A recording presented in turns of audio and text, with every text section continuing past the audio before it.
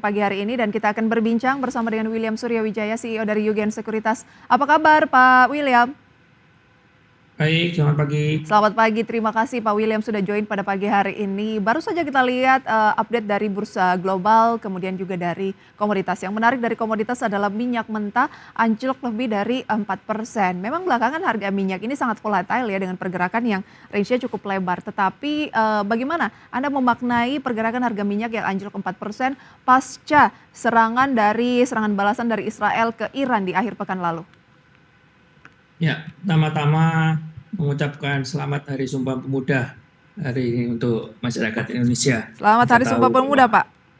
ya, jadi untuk kembali ke membahas tentang minyak, sebenarnya memang harga minyak itu sudah cenderung cukup lama berada di atas ya. Jadi saya rasa memang ini lebih ke pergerakan wajar untuk mengalami koreksi, walaupun kita tahu mungkin dari serangan, dari apa yang dilakukan beberapa negara itu biasanya kan pada umumnya malah akan bikin minyak naik. Justru sekarang ini malah harga minyak cenderung turun. Jadi saya rasa memang ini lebih ke pergerakan wajar karena kita tahu bahwa harga komoditas tidak hanya minyak itu sudah cenderung terlalu jenuh, lebih ke arah titik jenuh. Jadi saya rasa ini lebih ke arah normal untuk malah mengalami koreksi. Normal ketika itu mengalami koreksi, tetapi akankah ini akan memberikan dampak yang signifikan juga ke emiten-emiten yang memang sensitif terhadap harga minyak di awal pekan ini, Pak William? Tentunya akan sedikit banyak akan memberikan pengaruh, tidak hanya di harga komoditasnya, karena kita tahu bahwa harga currency juga nilai tukar currency itu juga sedikit banyak mengalami apresiasi. Jadi saya rasa itu juga akan memberikan salah satu kontribusi pengaruh, walaupun memang di tengah kinerja yang memang dilansir selama kuartal ketiga itu beberapa emiten cenderung mengalami perbaikan. Jadi itu tentu yang akan sedikit banyak menopang dari pergerakan IHSG. Baik, lantas bagaimana Anda melihat tren dari harga minyak saat ini yang cenderung sangat volatile? Ada peluang-peluang yang bisa dimanfaatkan di sana, Pak William?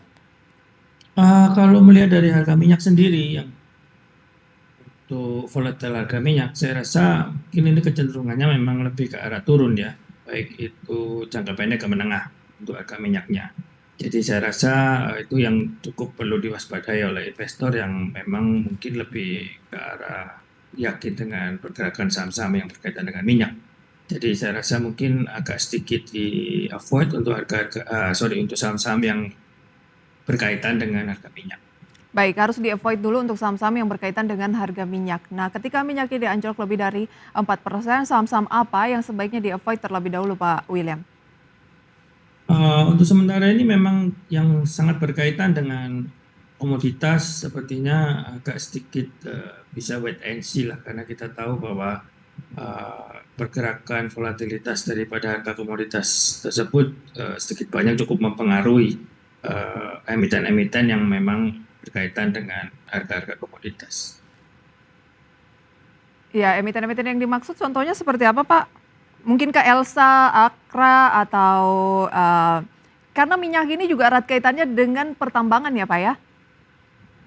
Ya, berkaitan dengan pertambangan, demikian juga dengan minyak itu sendiri seperti KRA, Elsa tadi yang sempat disebut, itu tentu akan cukup berpengaruh dengan pola pergerakan daripada harga minyak ini. Jadi saya rasa beberapa saham tersebut akan sangat terdampak oleh penurunan harga minyak yang mungkin kita tahu bahwa memang penurunannya belum selesai. Jadi saya rasa akan sedikit banyak memberikan pengaruh terhadap beberapa saham yang berkaitan dengan harga komoditas Itu tersebut. jangka pendek saja, Pak William, atau Anda melihat juga jangka menengah panjang ketidakpastian apa geopolitik ini masih akan berlangsung, jadi mungkin akan mempengaruhi juga harga dari komoditas cenderung masih akan ya sangat volatile atau bagaimana?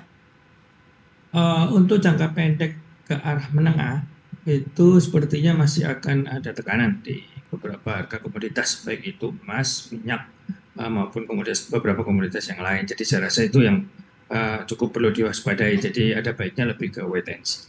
Oke, lebih ke wait and see terlebih dahulu. Bagaimana dengan investor yang sudah memiliki saham-saham yang berkaitan dengan harga minyak mentah di tengah penguatan mungkin yang terjadi ataupun spekulasi yang berlangsung seiring dengan perang geopolitik ini yang masih terus berlangsung seperti itu. Yang sudah punya sebelumnya tetapi dengan volatilitas yang sangat tinggi ini apa yang harus dilakukan ketika itu sedang berada di harga bawah untuk komoditasnya? Ya, jika bicara jangka lebih ke panjang, investasi jangka panjang, saya rasa minyak masih dibutuhkan. Jadi batu bara juga masih dibutuhkan. Beberapa komoditas yang lain mungkin seperti emas juga masih menjadi salah satu safe haven. Jadi saya rasa untuk jangka panjang sih oke. Kalaupun terjadi penurunan yang tekanan yang cukup dalam, tentu itu bisa dimanfaatkan untuk melakukan average down. Tapi ya tidak dengan terlalu agresif, namun sejatinya lebih melihat keadaan.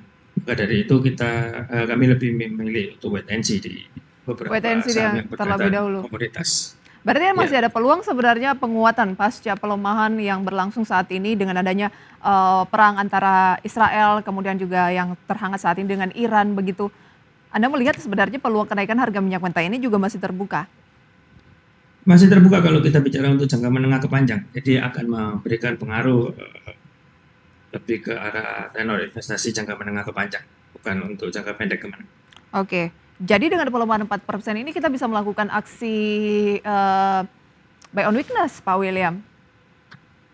Saat ini mungkin lebih ke arah wait and see dulu. Mungkin kita Mhm. lihat dalam beberapa waktu jangka pendek ini apakah masih akan terus turun atau tetap bertahan di harga tersebut. Kalaupun itu masih ada potensi turun atau lebih ke arah ada turun lagi, itu baru kita akan melakukan buy on weakness. Tapi untuk sementara ini sepertinya mungkin lebih ke arah wait and see.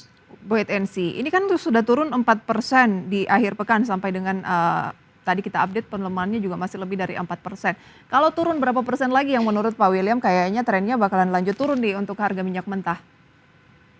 Melihat potensi sebenarnya masih akan lebih dalam untuk penurunan harga minyak. Namun kalau kita melihat nanti ada kebijakan mungkin dari OPEC, dari beberapa istilahnya pemangku kepentingan yang lain, tentu itu akan cenderung bisa menahan harga minyak untuk tidak turun terlalu jauh. Jadi saat ini mungkin ada baiknya lebih ke wait and see dibandingkan kita terlalu agresif untuk masuk ke saham-saham yang berkaitan dengan harga komoditas. Baik, wait and see terlebih dahulu ya. Oke, selain minyak yang anjlok lebih dari 4% akibat perang yang terjadi antara ataupun serangan balasan dari Israel ke Iran yang melewati kilang minyak ya di Teheran gitu ya.